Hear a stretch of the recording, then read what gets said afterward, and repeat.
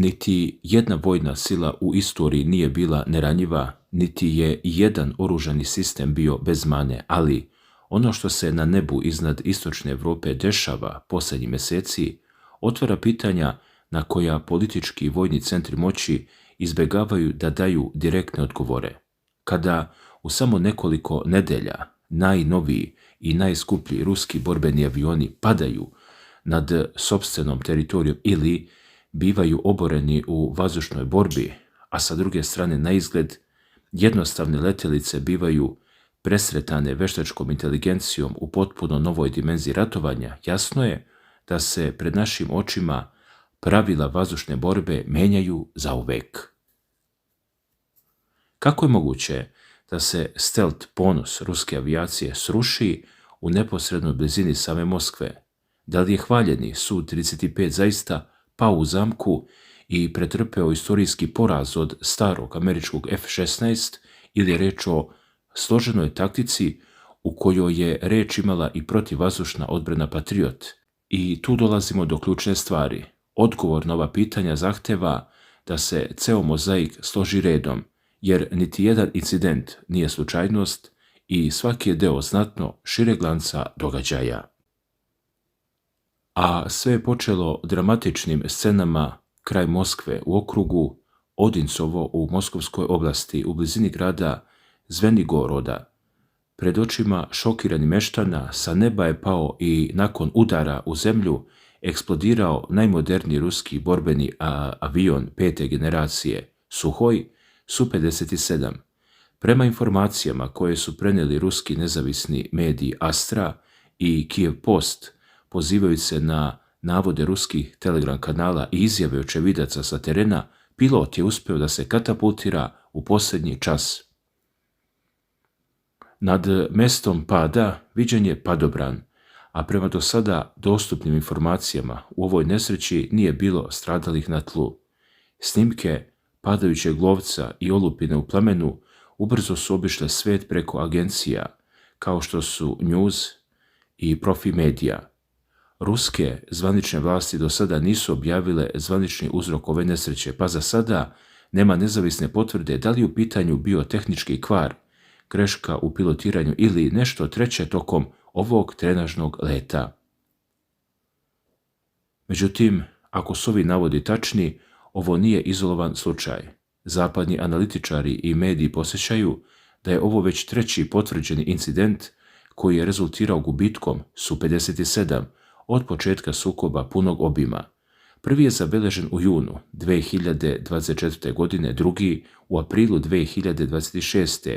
i sada ovaj najnoviji u okolini Moskve. Pazite sad, zašto je ovo toliko važno za razumevanje šire slike? Suhoj Su-57 je zamišljen kao kruna ruske vojne industrije. Vazduhoplov koji je prvi let ostvario još 2010. godine, projektovan je za ostvarivanje potpunog vazdušnog nadzora i izvođenje napada na kopnene i pomorske ciljeve uz upotrebu stealth tehnologije, napredne avionike i širokog spektra precizno navođenog naoružanja. Ali serijska proizvodnja godinama je kasnila. Procenjuje se, kako prenosi Kijev Post, da Rusija u ovom trenutku raspolaže sa tek 30 ovih letjelica, što je znatno ispod planiranog cilja od 76 isporučenih jedinica do 2027. godine. Upravo zbog toga ove skupocjene letjelice retko su korišćene iznad same Ukrajine, verovatno zbog straha Moskve da ne budu oborene ukrajinskim sistemima protivvazdušne odbrane, ali pad vazduhoplova u samom srcu Moskovske oblasti ponovo je otvorio sumnje zapadnih analitičara u pogledu stvarnih stealth sposobnosti i tempa proizvodnje ovog vazduhoplova. Ali ovdje priča nestaje.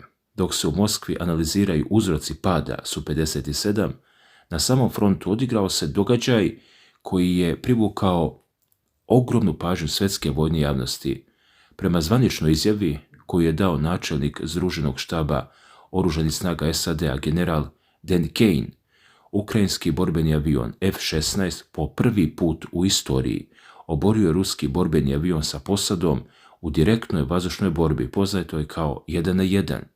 General Kane inače i sam iskusni pilot na avionima F-16, ovu informaciju je javno saopštio tokom saslušanja pred Odborom za budžetska izdvajanja Američkog senata u Vašingtonu, odgovarajući na pitanje senatora Richarda Durbina o rezultatima trogodišnjeg finansiranja ukrajinske odbrane. Kako prenosi vojni portal Die War Zone, kao i ruski izvori i agencije vesti, riječ je o obaranju ruskog višenamenskog lovca Su-35S, koje se odigralo na istočnom sektoru bojišta. Ukrajinske oružane snage i njihovo ratno vazduhoplovstvo objavili su snimke obaranja i tinjajućih ostataka ruskog vazduhoplova vrednog procenjenih $80 miliona. Telegram kanal povezan sa ukrajinskim ratnim vazduhoplovstvom naveo je da je u pitanju bio isti iskusni neprijateljski pilot koji im je na tom području zadavao mnogo problema. Zvanično, ruski izvori potvrdili su da se incident dogodio i da se pilot Su-35 uspješno katapultirao i bio je spašen, ali nisu iznosili detalje o tome kako je avion oboren.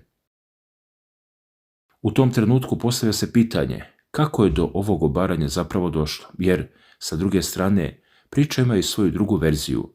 Ranije se u medijima poput Jutarnjeg lista detaljno nagađalo da Su-35S možda nije oboren direktno projektilom iz F-16, već da su ukrajinski piloti na F-16 postavili taktičku zamku.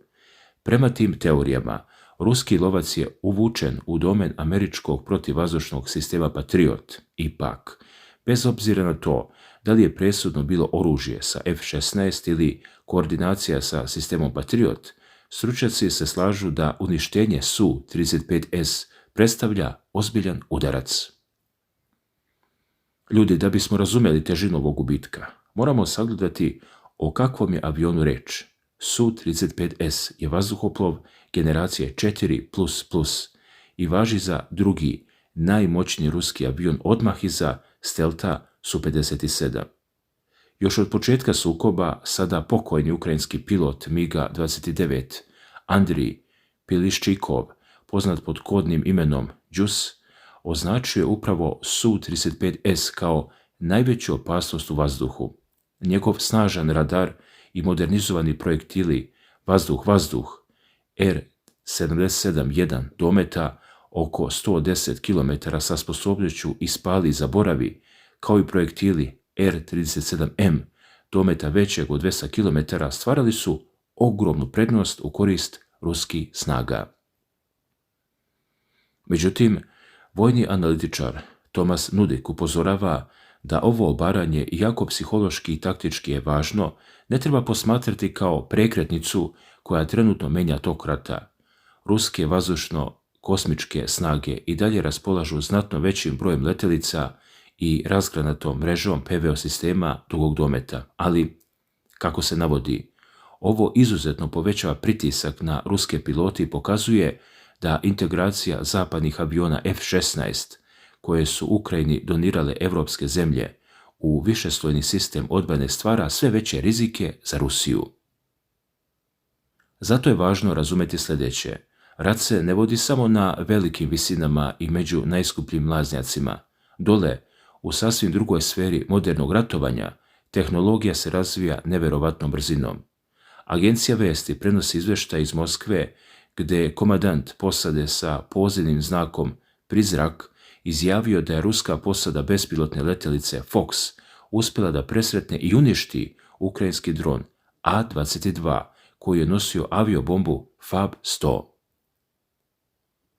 Pazite sad kako je tekla ta drama u vazduhu. Prvi pokušaj presretanja nije uspeo. Dron presretač je eksplodirao, ali je ukrajinska letjelica nastavila let. Manje od minuta kasnije lansiran je drugi presretač. Operator je ovog puta ciljao direktno u motor. Nakon eksplozije, kako se navodi, meta je nestala sa radara, a na mjestu pada nađeni su krater, fragmenti bombe i izgorela šuma u prečniku od 200 metara. Inače, riječ je o preuređenom ultralakom dvosedu Aeroprakt A-22 ukrajinske kompanije Aeroprakt, koji je pretvoren u avion kamikazu i koji je, kako se navodi u izvještajima, ranije korišćen u napadima na ciljeve u Tatarstanu i Baškiriji. A sam presretač Fox, koji proizvode inženjeri u Moskvi, koristi sisteme sa veštačkom inteligencijom za automatsko zaključavanje mete. Dragi gledaoci, nažalost, vesti ovog 23. jula i nisu baš onakve kakve smo očekivali, bar kada se posmatraju iz ugla Ruske federacije.